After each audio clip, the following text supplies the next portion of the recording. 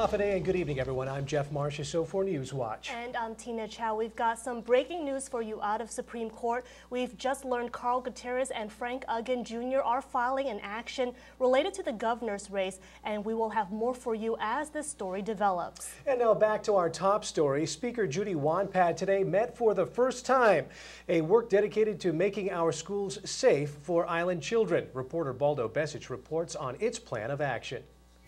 While students enjoy winter break by hanging out with friends at the mall, community leaders use this time to iron out details on its plan of action.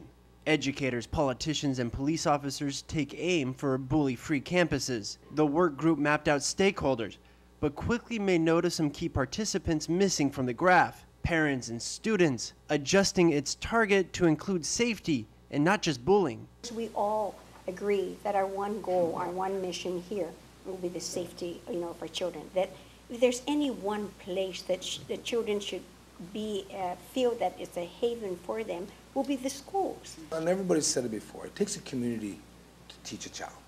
It takes a community to take care of your schools. It takes. I mean, look what happened yesterday at Albert F. B. Longueuil. It took the community to come out. Thanks to that community effort, there's a lot less jungle for wayward students to hide in.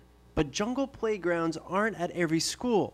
Each school has its own problems, and not all can be solved with a heavy-duty tractor. And that's why the group proposes a campus safety officer for each school, a qualified adult wearing a badge with a wide range of power to solve problems, responsible for your child's safety. But who's going to pay for it all?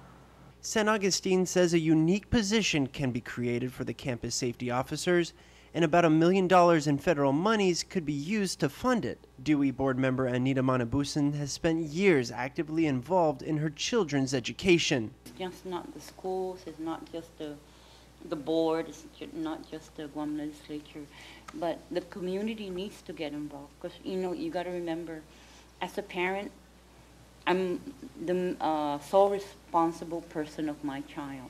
The stakeholders agreed to have an actionable plan ready by early next year, helping students worry less about their safety and more about the next pop quiz. For Guam News Watch, that's a message from Besic.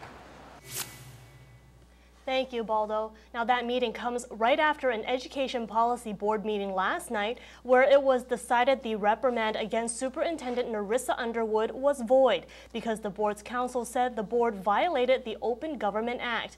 Now that act outlines how many days in advance the board must notify the public of meetings through advertisements. Speaker Judy Wonpat is now worried whether the legislature has been in compliance with the law. If the requirement is to have a paid ad, then definitely we need to look at that, because that's an open government law then for everyone, including the legislature, because we have public hearings